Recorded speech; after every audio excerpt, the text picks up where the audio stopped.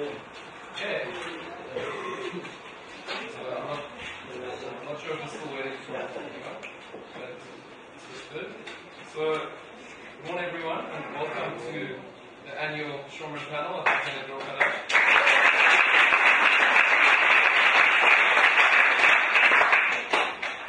For those of you who haven't watched one of these before, it's tradition at Habonim that every year the Machaneh hosts a panel of experts on a topic of intellectual significance. It's a fantastic opportunity for both Shomrim and Bogrim to engage critically with some of the leading thinkers in their field, and we're very privileged to have some leading thinkers in the topic that we're talking about today with us.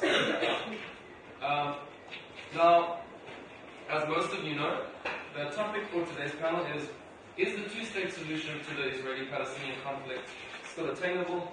And if so, what are the biggest obstacles to achieving it? Very briefly, why we chose to embark on this topic. In the past 12 months, there's been quite a dramatic increase in attempts at negotiation between the Israelis and Palestinians, but also an increase in settlement construction. It's on the one hand created a new sense of hope for the two-state solution, but on the other hand, raised serious questions about its continued viability. And that's why we've got a diverse panel from a range of viewpoints coming to debate this topic today. For today's panel, the panelists that we have with us are David Abel, Vice-Chair of Likkud SA, Daniel Barnett, National Vice-Chair, my apologies, Heidi-Jane Esakov, who is, let me get this right, who is a researcher with a specific focus on Israel-Palestine. And I'll give a full bio about everybody later. And Daniel Barnett, who most of you know, he was Rosh in 2009, Sigan Mazkir Klali of Habonim in 2009, and has continued to work with the movement on a number of fronts, most notably campsite development for the last few years. Now, I'm briefly going to explain the rules of the panel, and then before each panelist talks, I'll give a more full introduction on who they are. Every panelist is going to be given a maximum of 8 minutes to talk. When there's 2 minutes left, I'll put a piece of paper under their eyes reminding them that there's 2 minutes left, and then when there's 30 seconds, they'll get another one from me. After each panelist speaks, they'll then be given 2 minutes where they can respond to each other's points. And after that, we'll open questions to the floor. We'll take them in groups of 3, and the Pelican and Bogrim in the audience can ask any of the panelists questions. When it's time for that, we ask you to please keep your questions brief, keep them to the point, and please ask questions as opposed to just making points. Now, in the interest of fairness, the panelists are going to draw lots to see the order that they speak in. So, it's in a slightly unprofessional fashion. I've got 3 pieces of paper with numbers written on it, and they each just going to pass this cup around without looking at it, and that will determine the order that they're speaking.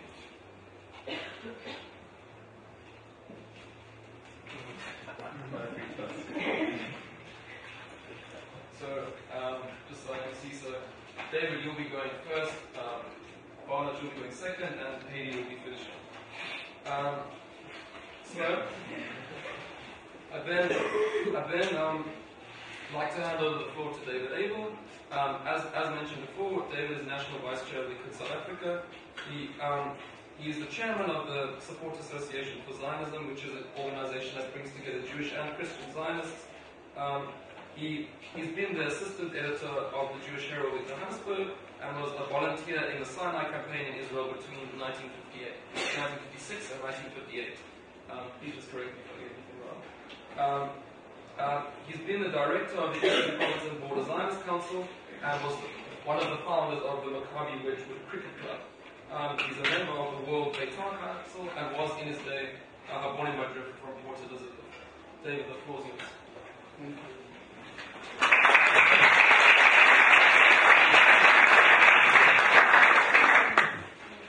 Shalom, Barnett.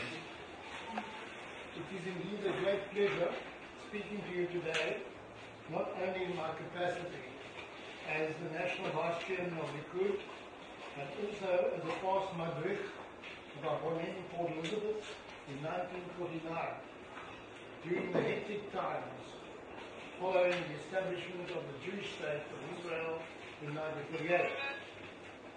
There were three highly active Zionist youth movements in Port Elizabeth at the time, and as an eager 15-year-old, I had to make a choice. So I chose Habonim because they had the most attractive girls.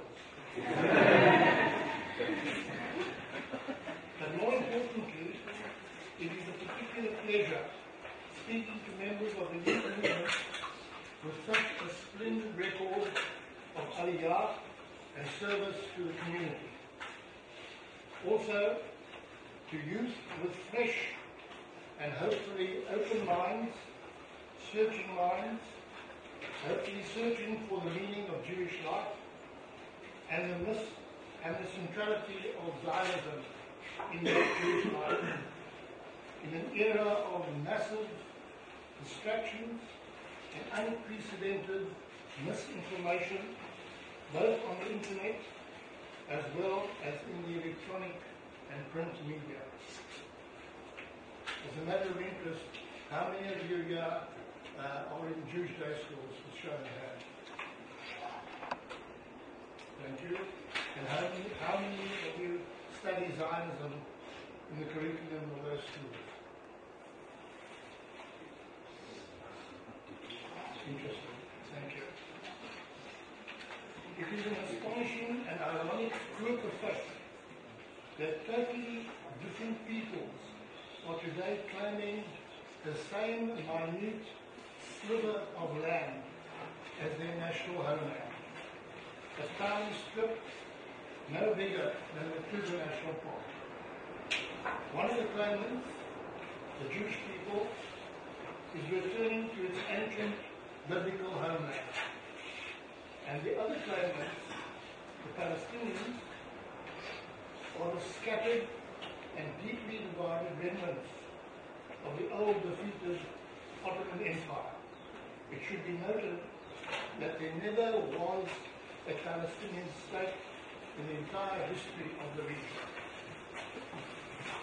So when one looks at the region's modern history, since 1947 until today, with 6 wars, conflicts, intifadas, suicide bombings, missiles, and failed negotiations, one can only come to the conclusion that the two-state solution is a dead duck, dead in the water, just as the present phase of those serial negotiations are demonstrating yet once again the irreconcilability of the negotiations.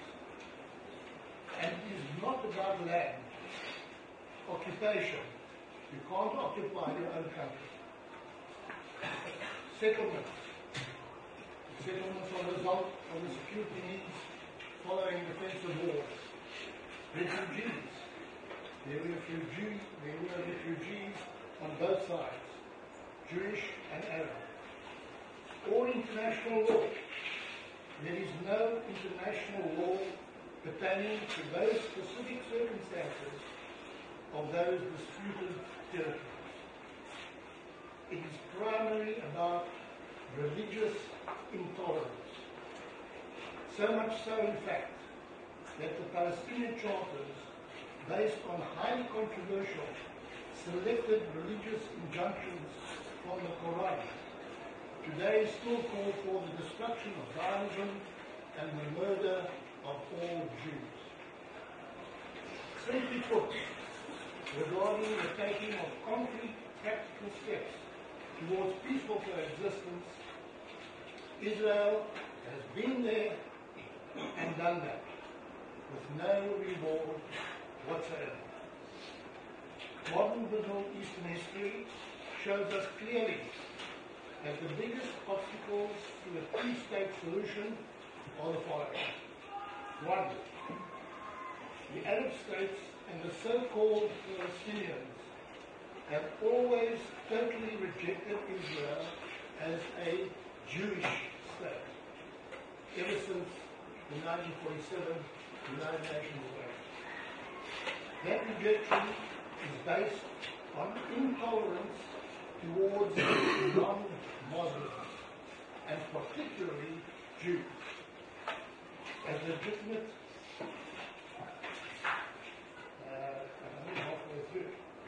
as legitimate and equal citizens in the entire region. 4. Highlights of those proposals were the Oslo Accords and Israel's withdrawal from Gaza, followed by intifadas, suicide bombings, rockets aimed at Israel town.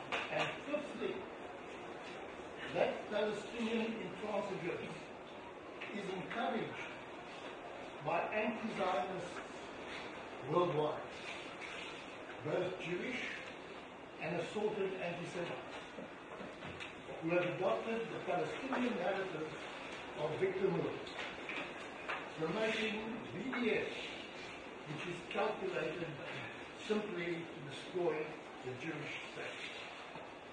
So instead of seeing the huge mutual benefits that could be derived from regional socio-economic and political cooperation, the Palestinians simply continue to shoot themselves in the foot or feet.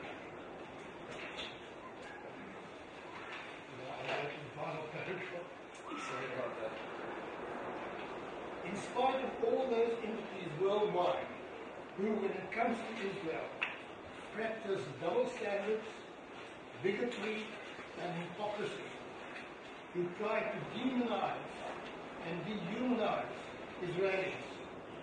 When we Zionists look at Israel today, we see a tiny but dynamic startup nation, a country which has the greatest concentration of innovation in the world. Indeed, world leaders in agriculture, science, technology, and health, as well as a compassionate nation, even providing unsolicitedly hospital facilities for treating Syrian refugees who are citizens of an enemy state. Truly a light unto the nations. What a people! What a country! We South African Zionists are immensely proud of the Jewish state, Israel. Thank you.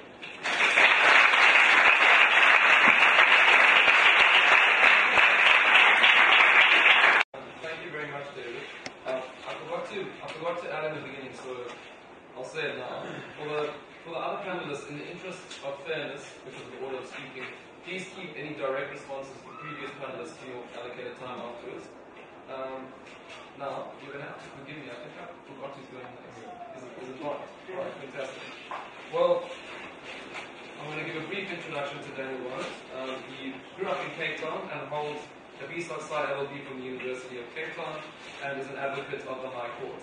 He currently works in the metals business in Johannesburg.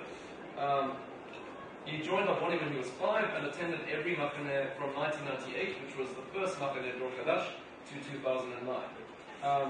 He's held many positions in the movement, including Econom, Sigan Rosh Machaneh twice, Sigan Mazkir Klali in 2009, and Rosh Machaneh in 2009.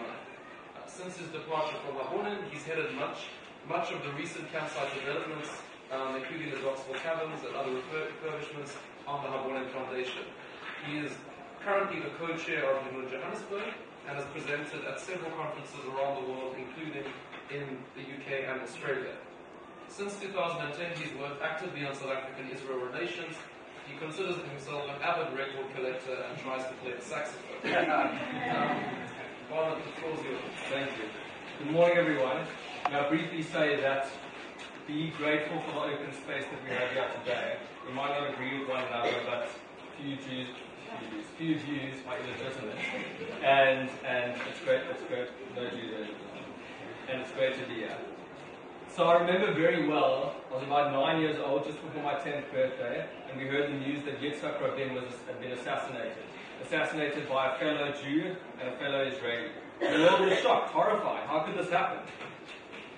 even in my 9-year-old head, I realized then that this man of peace had died, and that in many respects the hopes and dreams of a nation had been almost extinguished. So why do I start with this brief story? I start with it because on these hallowed grounds of Habonim, to answer the question, is the two-state solution still viable, we can't discuss this academically, excluding all emotion, because the answer to this question defines the future of the Jewish people, and that means each and every one of us here. First of all, why should we care? We should care because Israel is the center of the Jewish world today, and because the Zionist project is probably the greatest achievement of the Jewish people, and has the potential to be our greatest failure in 2,000 years. Let me state right at the beginning, unequivocally, that the Jews deserve a state of their own. The Jews desire to have a small state in the world dedicated to our self-protection and cultural enrichment, where we can live in peace and dignity, especially after our experience in the diaspora. This is just. But let it also be known, and we must not hide from the facts. In the state, I've drawn a very rough map. In the total land of Israel, including the West Bank and Gaza, can someone hold this for me for a minute? Thanks. Don't clean like me in 5 minutes. In this total area over here, an equal number of Arabs live. Let's call it the Greater Israel. Those living in most of these territories, those captured in the 6-Day War, have no citizenship at all. They are not citizens of the state. Surely Israel has an equal duty to offer the same rights and citizenship to these people, if only because of our Jewish moral duty, tzedek tzedek tirdof, which loosely translated means we must always pursue justice. Ben-Gurion wrote that the state of Israel will be tested neither by its richness, its army, nor its technology, but by its moral image and human values. And other forefathers of the Zionist enterprise have said similar things, including this land is also the Palestinians' national home, and they have the right to develop their national potential to the best of their ability. In modern times, this vision would manifest simply in the form of a full democracy for all, where everyone has the same rights and everyone is a citizen. And this is Israel's greatest problem. It wants three things. It wants to be a Jewish national home, Jewish state, wants to be a democracy, and it wants all the land. This is our biblical homeland after all. Juggling all three of these has been Israel's major problem since its captured territory in the 6-Day War. And the problem is this: it simply cannot have all three. Should Israel want all the land, it cannot be both majority Jewish and fully democratic at the same time. It can't be a Jewish state and democratic at the same time. The facts on the ground are that within a few years, due to higher birth rates, there will be more non-Jews than Jews living in the total land area. And this means that in the near future, should Israel wish to remain a Jewish state, a minority will be ruling over a majority. And I don't need to tell you what that means in the South African context. Now, Israel has dealt with this problem very, very poorly. It's made a complete hash of it. To the left of this, where's it going? Okay, so you kind of know the map. I'll get it to you. Okay, thanks. So unfortunately we don't have the time, but to the left of this area here, everybody here has citizenship. Arab, Jew. So, it's maybe things are allocated differently, but everybody at least has rights as a citizen. But in here, things are different. In this little strip over here. Yeah, I know. Thanks. For example, different ID cards are held by West Bank Jews, allowing them to travel freely, yet permits are required for Palestinians to travel where they'd like to go. Civilian courts govern Jews, while IDF military courts have been set up for Palestinians. On the left, genuine democracy. On the right, not a genuine democracy. By refusing to grant citizenship to the West Bank Palestinians, Israel forgot the liberal ideals it was founded upon. At the same time, it settled hundreds of thousands of Jewish settlers in the West Bank, contrary to international law and the pleas of the international community. Now, this is important. As a Jew, this makes me extremely concerned. Occupying another people breeds fear, and fear breeds racism and hate. When you occupy, you can no longer see the other as fully human. What's worrying to me is that green line, the difference between the borders is no longer clear, and Israelis and Jews the world over do not see a difference between what's happening in the two areas. When the day comes that the line simply no longer exists, then the liberal democratic Zionist project will also die, and we will all have failed. And we will have failed the dreams of our forefathers, the Akada Ams and the Ben-Gurions. Now, my fellow panelists may argue that some countries today and in the past have been worse than Israel, and that Israel has democratic institutions like a free press. And this is true. But why should Israel and Jews have the same standards as everyone else? We must have higher standards. We must truly be the light unto the nations. Every Israeli Secret Service head over the last few years has on retirement said publicly that the conflict and the occupation is the most dangerous threat to Israel today, even more so than the nuclear Iran. And what they mean is that international isolation, boycotts and sanctions, and the continued condemnation of occupation will destroy the Jewish state. Goodness, okay. Now, it's undoubtedly true that Palestinians living in the West Bank and elsewhere are not all lovers of peace. Many are violent and would like to see Israel's destruction. And on the other side, Jewish settlers have also been extremely radical. But the important point is that most people on both sides are not. And over 70% want to see two states but are willing to make concessions to get there. Very briefly, what is a two-state solution? It's actually been decided upon in almost every respect. Everybody knows what it's going to be. More or less like this, roughly. An independent Palestinian state in Gaza and most of the West Bank, with certain land swaps where Jewish settlements are in the West Bank. Guaranteed security for Israel, likely requiring a demilitarized Palestine. A Palestinian capital in East Jerusalem. Return of limited Palestinian refugees to both Israel and Palestine. Shadow international sovereignty over the holy sites in the Old City. Mutual and international recognition of concretized borders and an end to all plans. There's no other solution to the conflict.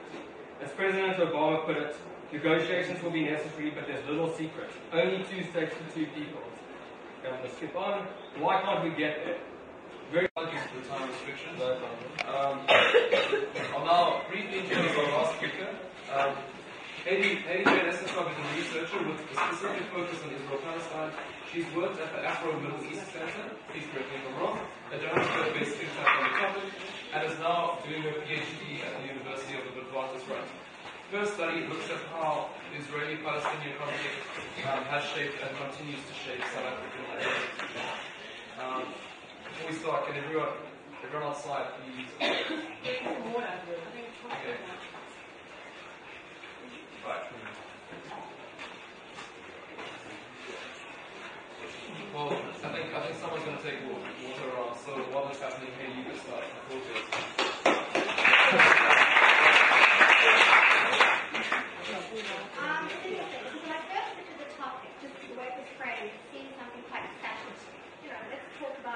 What are the obstacles to two-state? And the reality is it's not discussion. The reason the three of us are here is because we believe deeply passionately about this issue. And as Dan said, it's something that defines the future of the Jewish people. The way I read the definition of the future of the Jewish people in relation to this issue, I would say it's qualitatively different to Dan's definition. And as you will see from I might try to argue from a more dispassionate position, but obviously I'm arguing from this position because it's rooted in a certain moral position. So when we talk about the future of an Israeli and or Palestinian state, there are two main issues that we're actually talking about.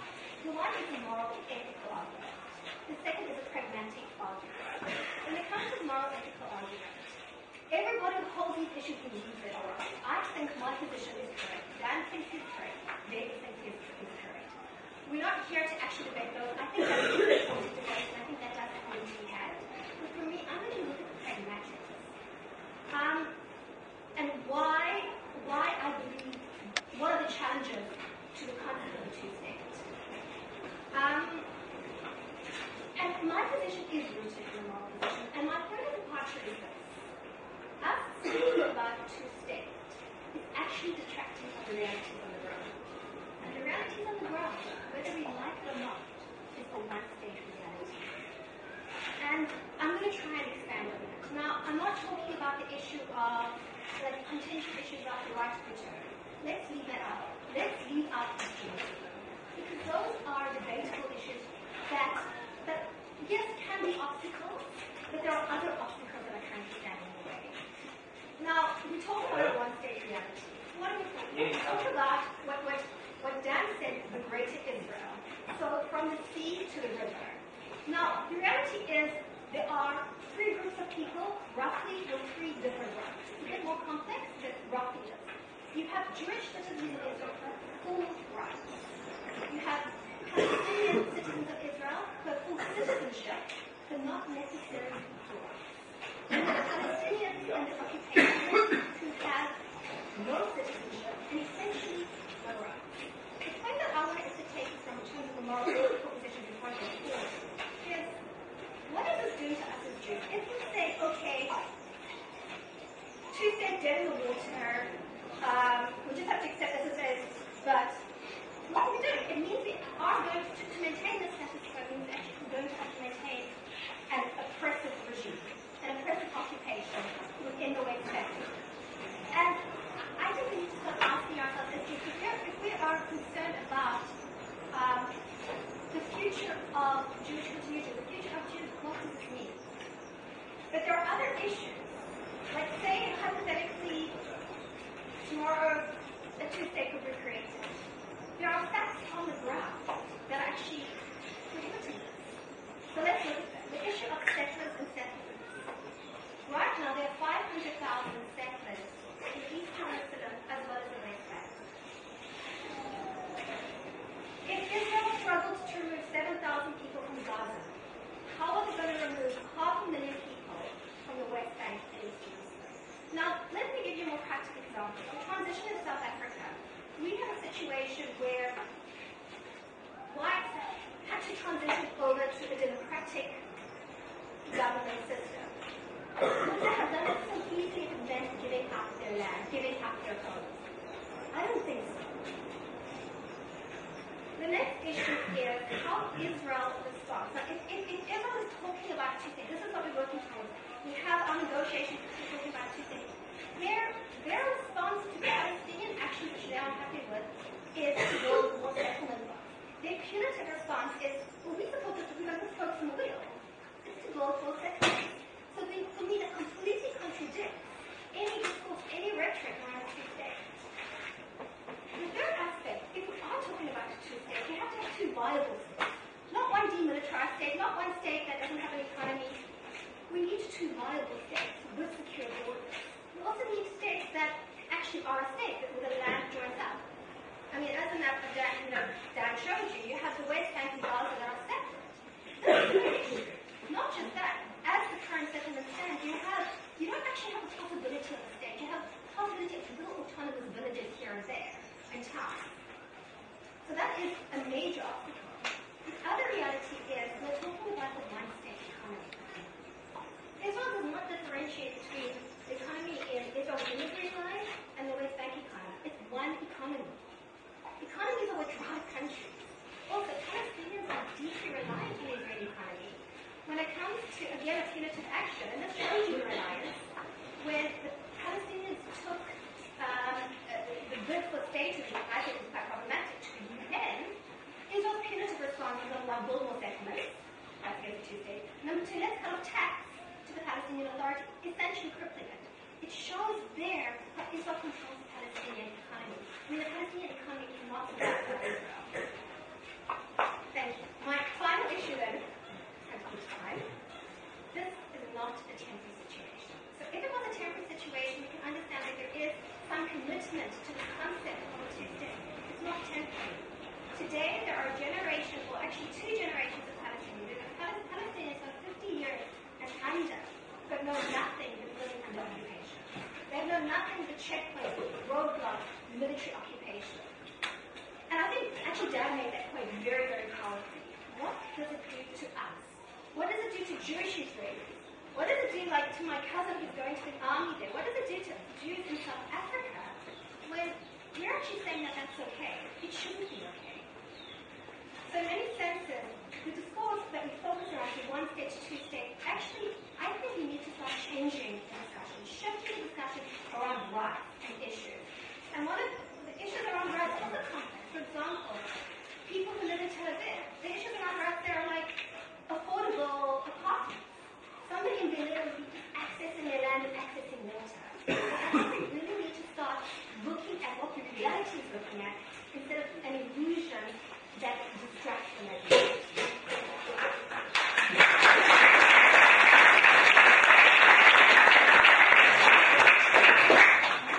Thank you very much. in spite of the time restrictions. Because we're doing reasonably well on time, I'm going to allow each panelist 3 minutes instead of 2 minutes to respond to each other, which I hope will allow, which I hope will account for sort of the amount that I suffocated you guys at the time. So I'm going to let David respond to the other 2 panelists for 3 minutes, and I'll let you know when it's 2 minutes and 1 minute. The floor is yours again, David. Thank you. Daniel spoke wonderful words, but totally devoid of reality. He actually mirrored the Palestinian narrative more than anything else. The reality is that Israel cannot survive without national security. And Israel's survival is paramount. Whatever Heidi has said is wonderful, but the Jewish people that has had 6 million people in a Holocaust will never again allow itself to be in another Holocaust. And national security is paramount. And it overrides morality and ethics. It's wonderful. And I've just, in my earlier introduction, said that Israel is a compassionate nation. Israel is a world leader and shares that expertise with the whole world. And Israel will not die. And will not die because it will protect its people with the status quo. Until the Arabs get the message that they cannot defeat Israel, the status quo is the best way for Israel to survive. Now, Daniel mentioned something about Habonim. Now the question is, how does Habonim respond to all that? It is one thing, Habonim, with its Israel left-wing aligning Habonim with the Israel left-wing opposition to the Likud government, and thereby adopting much of the narrative, the Palestinian narrative. It is altogether another thing to align Habonim with the enemies of Israel, unwittingly. And those who promote BDS are just that, the mortal enemies of the Jewish state. Now we know that Habonim does not align itself with BDS, but some previous high-profile leaders of Habonim do just that. And the danger is, of being influenced by them on the grounds of promoting human rights, changing SA civil society, and overindulging in counterculture. By all means strive to uplift those who deprive.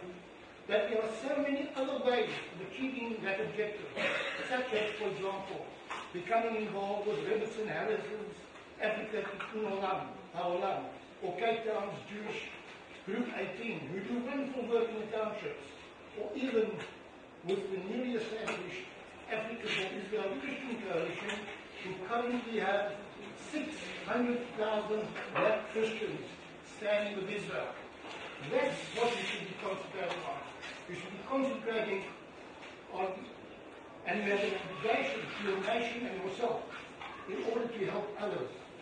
And what can be more worthy of your support than the awesome Jewish people, the ultimate survivors, and the ultimate givers of the light unto the nation.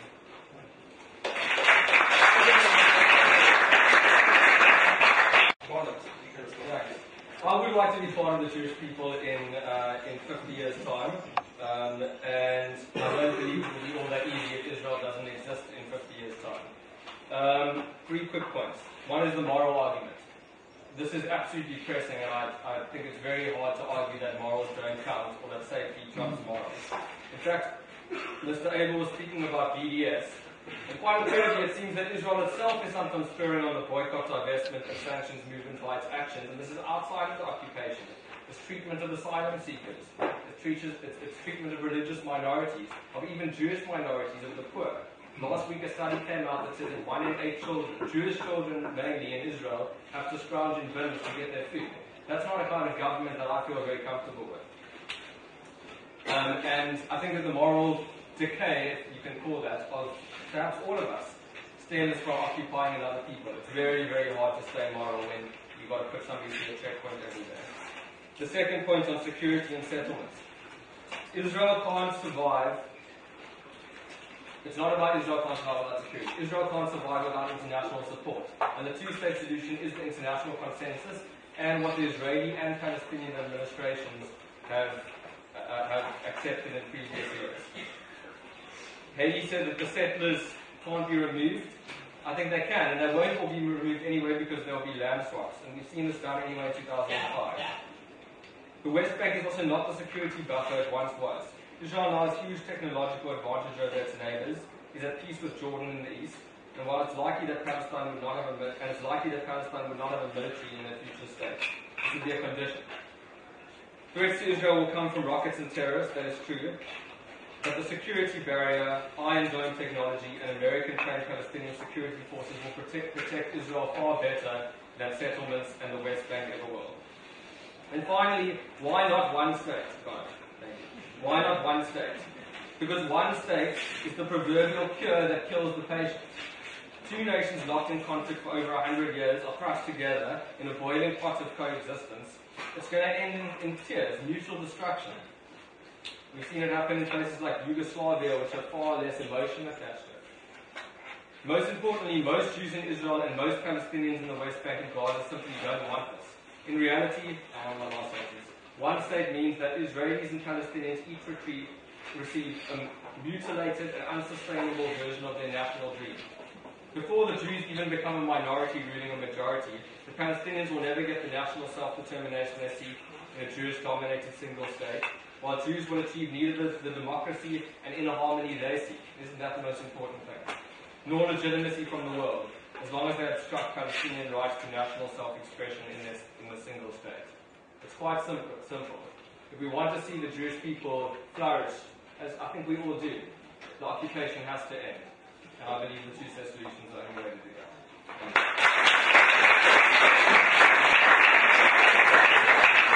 And Heidi, you've got 3 minutes. Okay. I don't claim to be a sort of when it comes to I think we don't need to embrace kind of advocating for one state solution. Mr. Abel is doing the same thing, except in a very different way that the one state would yet. In terms of that, we cannot wish the Palestinians go away. They are there. But we have to decide what we are going to do in terms of our own morality. We are not going to be a light unto nations by carrying on an oppression, by suspending our morality at the expense of that. We can take a glass and we can call this what it means to be Jewish. You can fill it with something completely different. Is that what we want? We want the values of justice, the values of equality. And Judaism is not, and being Jewish is not a monolithic aspect. I mean, there are a lot of complexities and aspects of it that are contradictory. But what we're basically saying, we need to suspend that morality. And I just do not see how that will be compatible with how we understand what it means to be Jewish. In terms of the security argument, yes, I think it would be absolutely ignorant and naive to ignore the security threat. However, the question I want to pose is, if the Palestinians are seen as that threat, why go and move 500,000 of your own citizens to live amongst this threat? That, for me, doesn't make sense, if that is the threat. The other issue we talk about, you mentioned Black Christian Zionists coming together. Look, there are a lot of people on both sides who hold different positions. Now, in terms of Christian Zionism, I mean, one of the things we do have to question is the concept of rapture. If that's the bedfellow it's like we have to create this Jewish homeland so that Christ can come. It's not as straightforward as that. In terms of adopting the Palestinian, adopting the Jewish narrative, I think there are multiple Jewish narratives on this issue. To say that there's one Jewish narrative actually, for me, contradicts the Jewish tradition. Just in terms of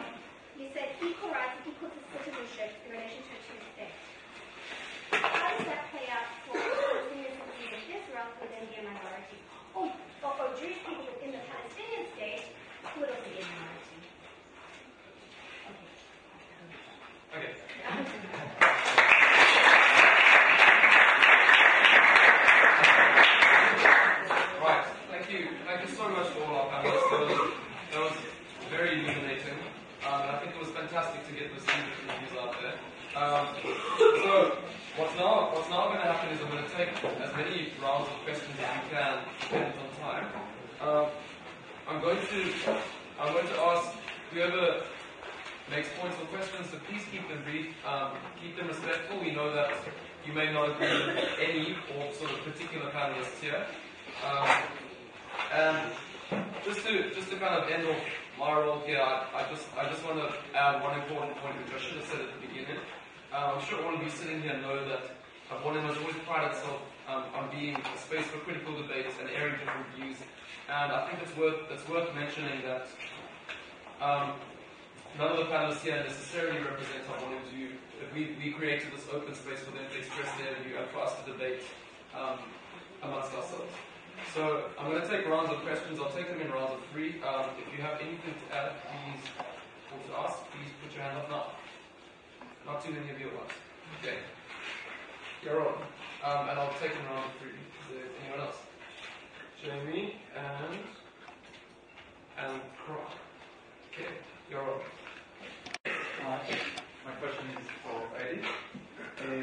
I think I understood quite well what is the solution that David and Daniel suggest. I'm not sure I understood what is your actual solution for that one.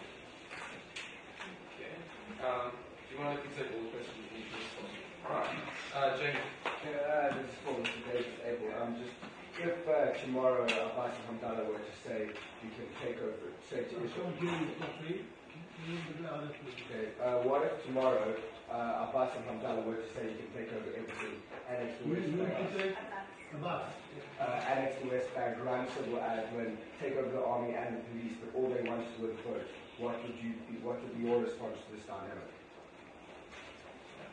And then Croc was the last one.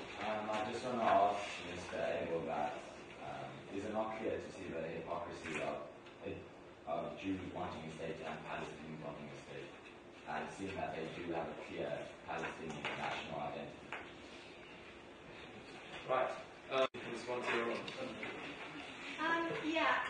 I mean, it's a really interesting question, and it's one I'm thinking about a lot in terms of solution, because, I mean, part of it is, I believe as, number one, a Jewish person who feels very committed to the issue, then on the other hand, I'm a researcher, but I live in South Africa. What is my role in this? And it's an ongoing question. And so a lot of the time I actually wonder, is it my role to actually even start putting forward a solution? Because ultimately I think that solution needs to come, Palestinians and Israelis need to reach that. I might look at it and, to be honest with you, I might argue against two states. I see the problematic in one state. And there are many states.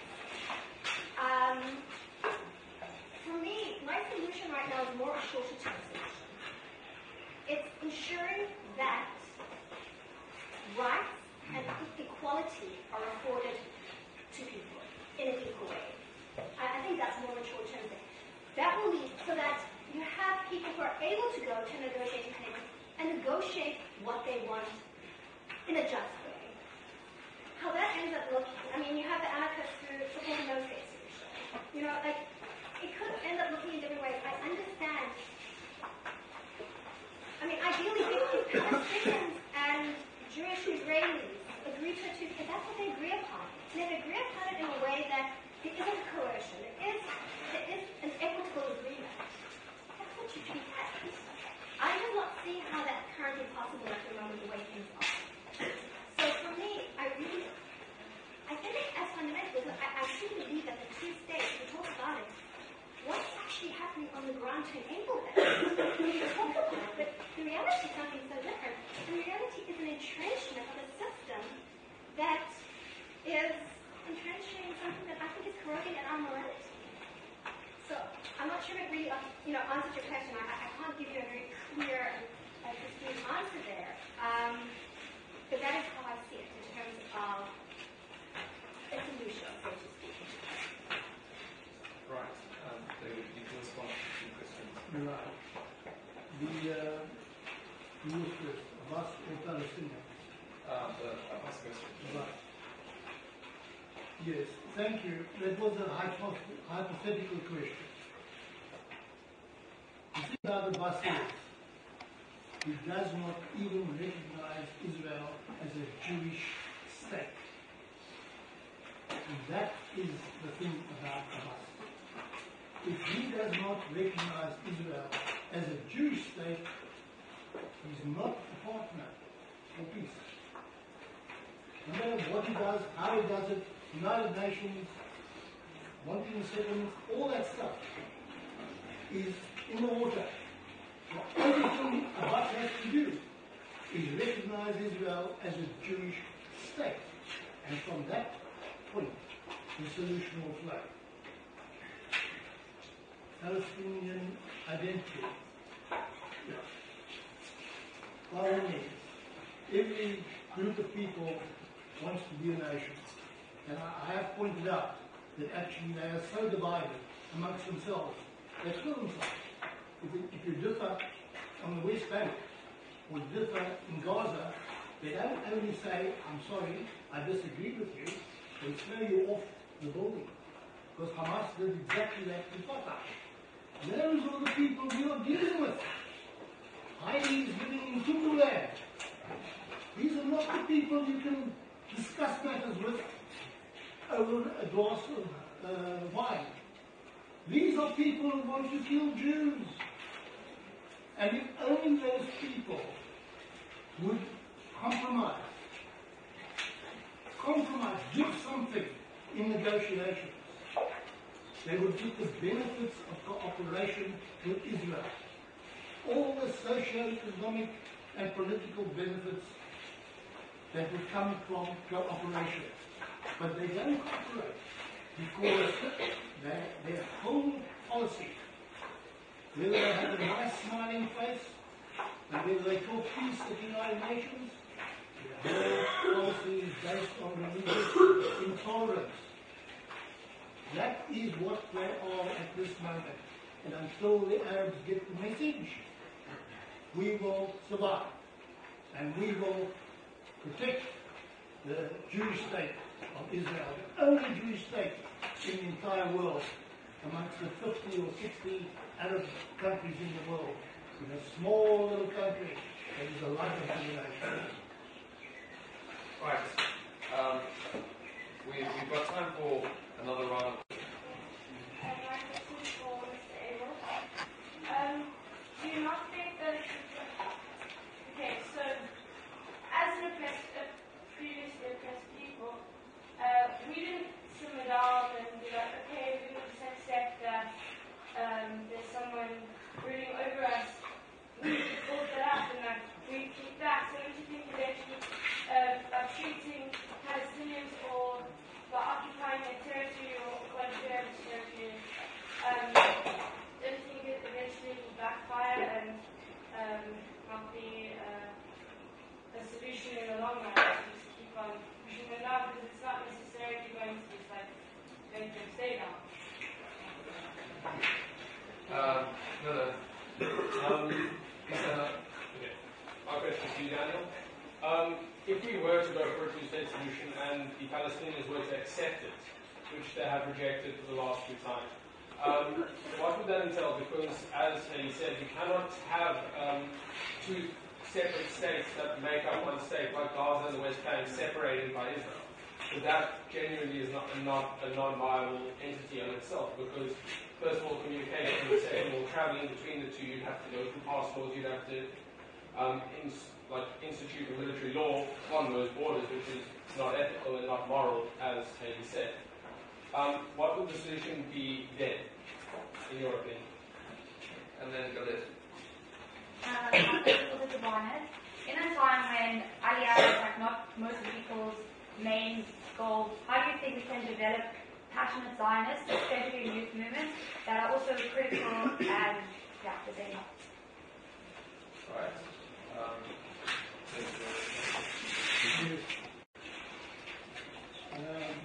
Treatment of the Palestinians, I think I've tried to indicate that Jewish people generally are compassionate. They support generally the underdogs in all levels in all the levels of society and university.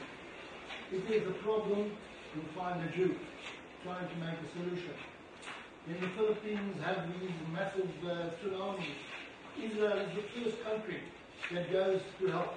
When Haiti has earthquakes, Israel is the first country to set up a hospital and treat the people of Haiti. There is so much evidence to show that Israelis are probably the world's most compassionate people, in spite of all their problems. So, the treatment of Palestinians, Israel would love to treat Palestinians as normal citizens of the country. But the Palestinians don't behave that way. The Palestinians hate us.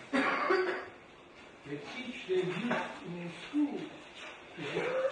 They talk peace in the world, and back home in the Rosh, in the schools, they talk hatred. So for the moment, for the foreseeable future, we've got to look after ourselves and protect ourselves.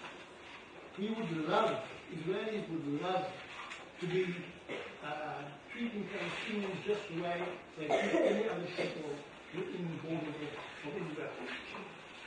Regarding backfiring, I believe in Israel's survival. To stick and say, come what may. Ein Brera is a Hebrew word that says we have no choice. Now, I learned that in the army, and it's so true. We have no other choice but to have the checkpoints, to search people, to go through suicide bombing. That's why we have this war. That war is a security war.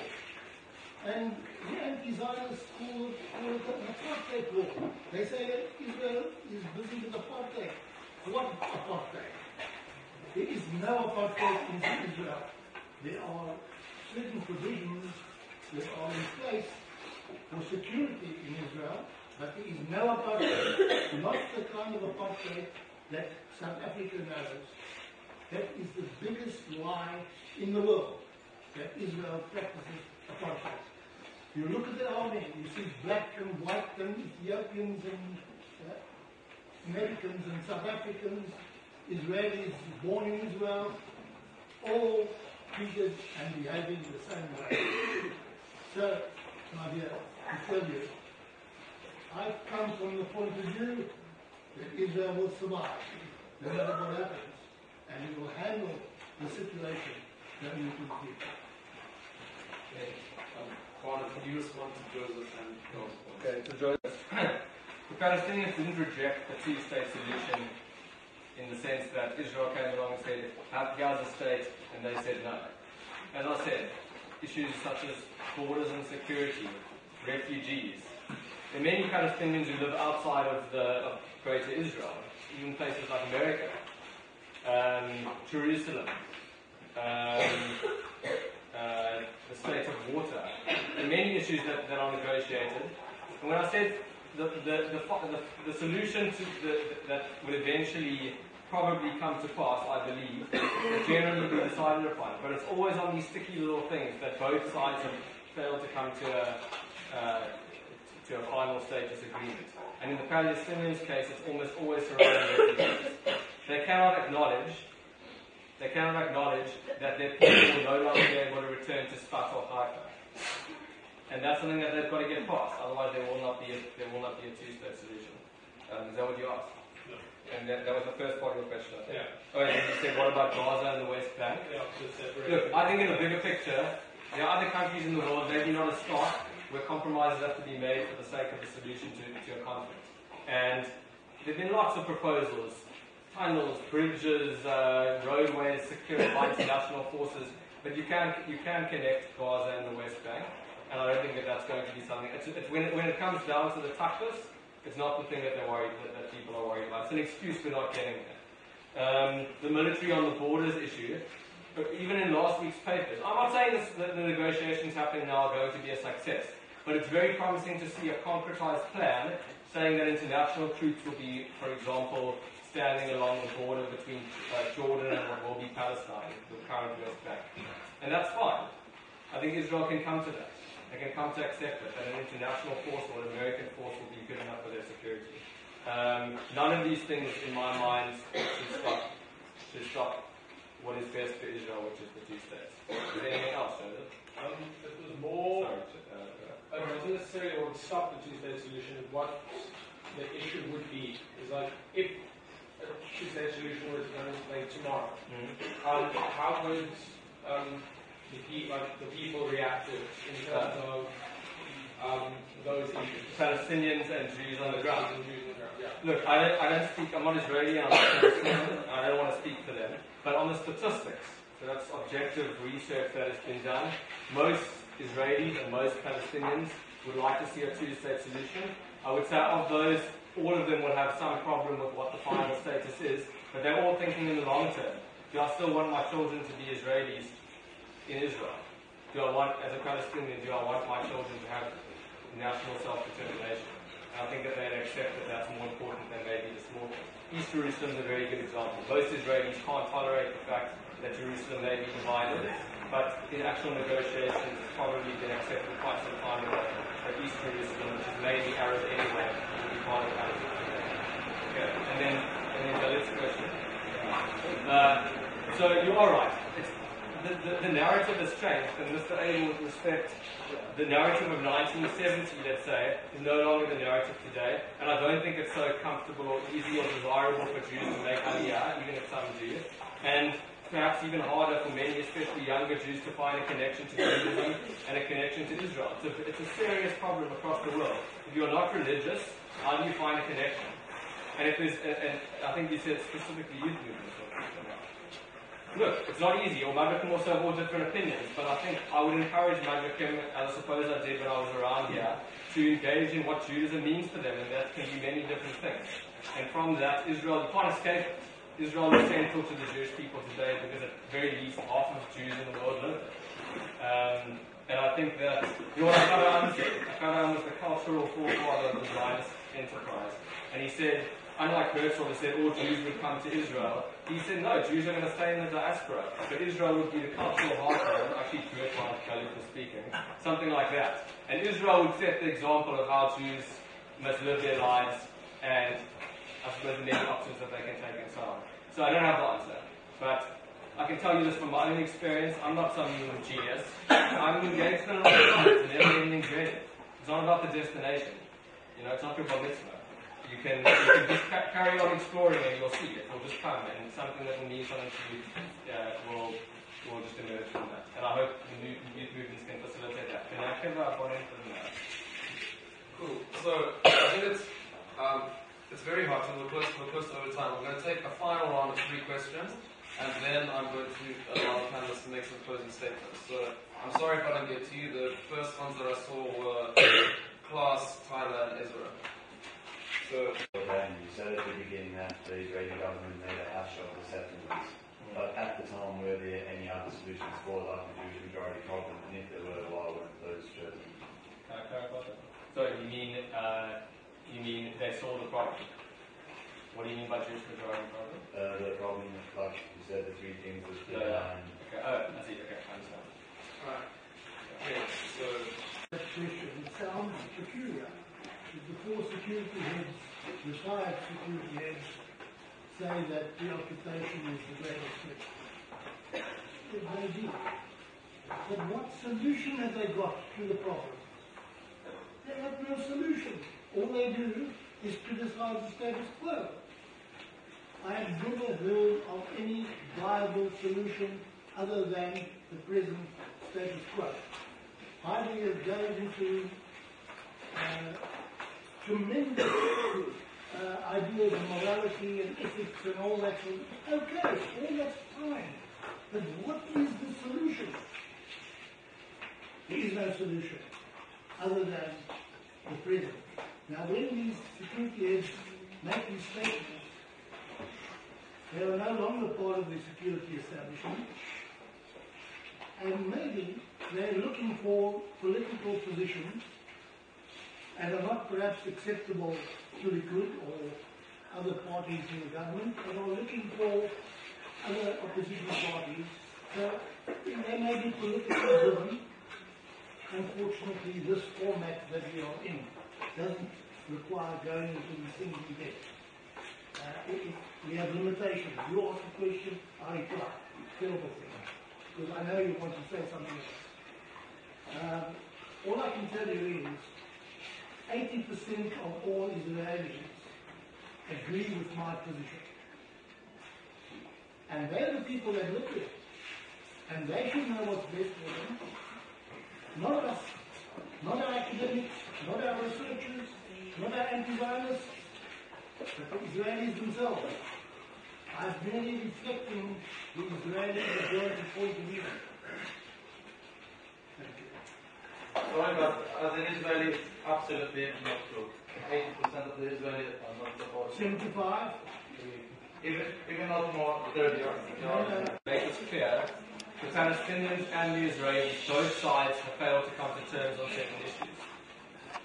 We don't have to be ashamed of how we've been educated. We are Jews. And naturally we will favour the Jewish narrative. It's okay. But the Jewish narrative says the Palestinians rejected everything we put on the table. But in reality, it is complex. That simply isn't what happened. And both sides have rejected things. And that's the reason that there hasn't been what, in actual effect, Mr. Abel's incorrect, has been made very clear. The solution has been made clear. The Geneva Convention, the Geneva Accords, with a group of people who they worked out the solution. Now it's just got about compromising to get there. As far as the Jewish homeland question goes, it's a tricky one. Yes, compromise. We have to compromise. But nobody's compromising. Yes, and that's the problem. So why? So I'll say that. So should we sit here and be unique and pretend we're Jewish victims again, or should we force compromise? Should we say that we're proud Jews and we want to see compromise? The Jewish homeland question is an interesting one. I don't have the answer, and I don't even know if I have an opinion on it. Because I would like everybody to keep them brief. Okay. Firstly, Daniel mentioned that part of the solution could be an international force. Israel will not allow its future and its security to be put in place in anybody else's hands but the nation itself. Menachem Begin once said, there is no guarantee that will guarantee an international guarantee. It can change. By a stroke of a pen, that whole international force, for whatever reason, can disappear. So I know only one thing. The Israel Defense Force is the only instrument to protect Israel. Secondly, black Christians, it was mentioned by Heidi that they may have an agenda about Christ and conversion, etc., etc. The black Christians that I know, and I'm intimately involved with them, are our best allies in the entire world, the black Christians. They believe, because they believe from the Bible, from the Judeo-Christian faith. And this, in time, is not an issue with them. They recognize Israel as a light unto the nation, and they simply stand with Israel. Finally, I am from Likud, and this movement is a Zionist socialist movement. Therefore, Likud has a youth group called Beitar, which promotes the legacy of Jabotinsky's national liberalism, with the emphasis on the national liberation of the Jewish people living within the biblical boundaries of the ancient Jewish homeland. And as such, it's only natural that we should differ on certain points of the Habonim Dror. But that is a topic for another occasion. And hopefully we'll be able to discuss the Habonim Dror positively and negatively. I think that the only final thought is, as I said to that young man there are limitations in a panel discussion like this. It's impossible to discuss every point raised in depth. But I suppose it is the best we could do in the circumstance.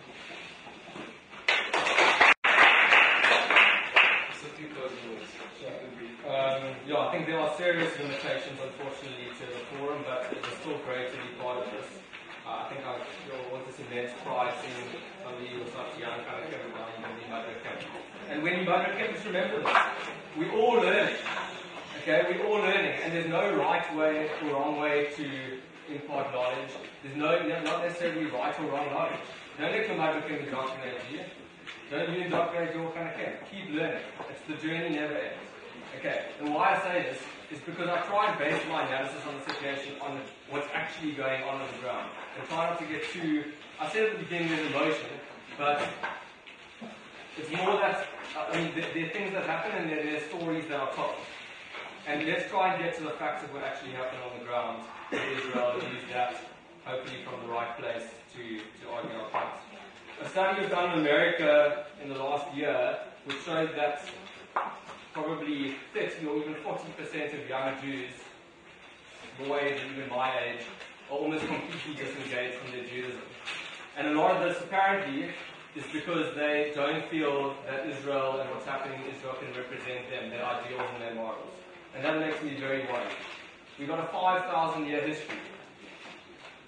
And the Jewish story is, if you take lifetimes to get through it or to really understand where we've come from. And do we want to see that flush down the drain in 60, 70, 80 years? I don't want to be part of that. Not in my lifetime. This guy, Peter Baylor, this is my last point. He wrote a great book recently, and I think we think quite similarly, and he says something like, if South Sudan was no longer democratic, it would be unfortunate.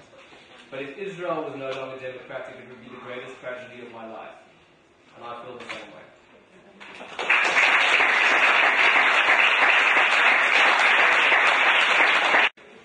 I think, in light of the nature of the sort of panel discussion, most things have been said, reflecting, in a limited space, our position. I think the one thing is the solution is a process. We need to know where we go. But if everything if that's the destination, if everything that is happening is going in the complete opposite direction, it's difficult. And right now, the process that's happening is moving away from the two states. It's moving away from democracy. So we really have to start asking ourselves some very difficult questions. Because for me, this is deeply painful as a Jewish person. It's deeply painful what it's doing to Jews in Israel. It's deeply painful what it's doing to Jews around the world. So in many senses, we really have to engage in this issue, but in a more realistic way. And to be honest with you, I think if we do suspend morality, they might be esoteric concepts. These are very real and important issues that we have to let go of. Because I think the cost of that to the Jewish people would be far greater than anything else. Just as a small closing off, my first time ever on a campsite, it's been a really interesting experience. Very impressed, and I just have to say, the work which I'm involved in, this space, it's fantastic to have people here who don't agree, who don't get sick, who are actually open to engaging on the issue, and I think we should all be congratulated for that. I think that really takes a lot of integrity, moral integrity, and leadership ambition to have that. So, well done.